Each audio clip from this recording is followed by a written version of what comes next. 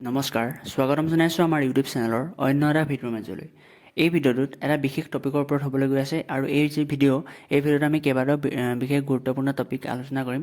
গতিকে তোমালোকে শেষলৈকে ভিডিঅ'টো চাই যাবা আৰু যদিহে ভিডিঅ'টো ভাল পোৱা তেনেহ'লে লাইক কৰিবা আৰু লগতে বন্ধুবৰ্গৰ মাজত শ্বেয়াৰ কৰিবা। গতিকে পলম নকৰি ব'লা এতিয়া ভিডিঅ'ৰ মাজলৈ যাওঁ।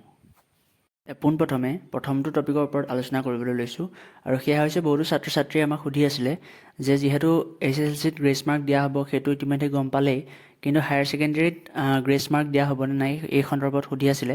গতিকে এই কথাত যদি ক'বলৈ যাওঁ, হায়াৰ ছেকেণ্ডেৰীত মেট্ৰিকৰ নিচিনাকৈ হায়াৰ ছেকেণ্ডেৰী এক্সামতো কি কৰা হ'ব, গ্ৰেছ মাৰ্ক পূৰ্বৰ দৰেই গ্ৰেছ মাৰ্ক এইবাৰো দিয়া হ'ব। আৰু বহুতে সুধি আছিলে লগতে যে হায়াৰ ছেকেণ্ডেৰীত এইবাৰ মানে সেই যিটো স্থান প্ৰক্ৰিয়া বা যিটো ফাৰ্ষ্ট ডিভিজন হওক বা বিভিন্ন ধৰণৰ ডিষ্টিংশ্যন ষ্টাৰ এইবিলাক থাকিব নাথাকে এইবিলাক সুধি আছিলে বহুতো ছাত্ৰ ছাত্ৰীয়ে।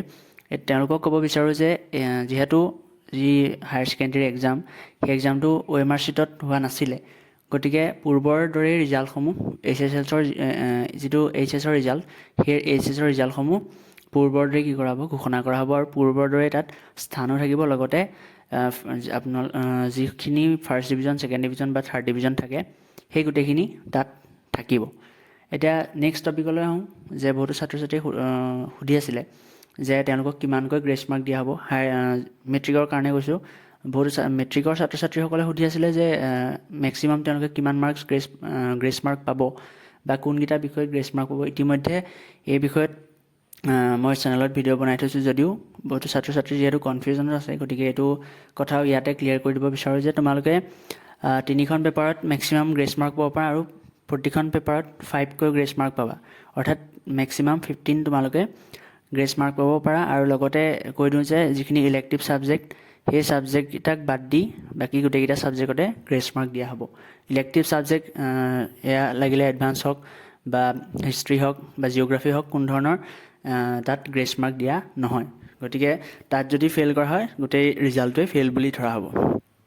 এতিয়া আৰু এটা বিষয়ৰ ওপৰত কথা পাতিব বিচাৰিছোঁ। বহুতো ছাত্ৰ ছাত্ৰীৰ বাবে এটা ভাল খবৰ আছে। হায়াৰ ছেকেণ্ডেৰী ইতিমধ্যে মেট্ৰিকৰ যিখিনি ছাত্ৰ ছাত্ৰী আছিলে তেওঁলোকৰ বাবে ভিডিঅ'টো প্ৰস্তুত কৰা হ'লেই যে এইবাৰ আনন্দৰাম বৰুৱাৰ বঁটাৰ পৰিৱৰ্তে যিহেতু 15,000কৈ টকা দিব বুলি ঘোষণা কৰিছে চৰকাৰে, আৰু এতিয়া কি কৰিছে যে যিখিনি হায়াৰ ছেকেণ্ডেৰী পাছ কৰা ষ্টুডেণ্ট থাকিব সেই ষ্টুডেণ্টখিনিয়ে এইবাৰ চৰকাৰৰ ফালৰ পৰা 12,000কৈ টকা লাভ কৰিব বুলি ইতিমধ্যে মুখ্যমন্ত্ৰী ডাঙৰীয়াই ঘোষণা কৰিছে। গতিকে এইটো তোমালোকৰ বাবে যথেষ্ট ভাল খবৰ।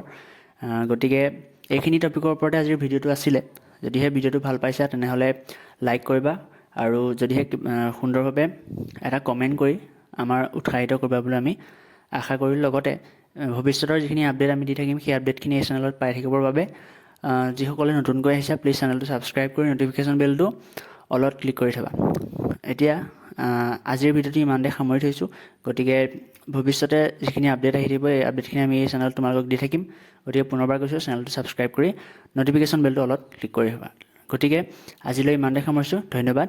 জয় অসম।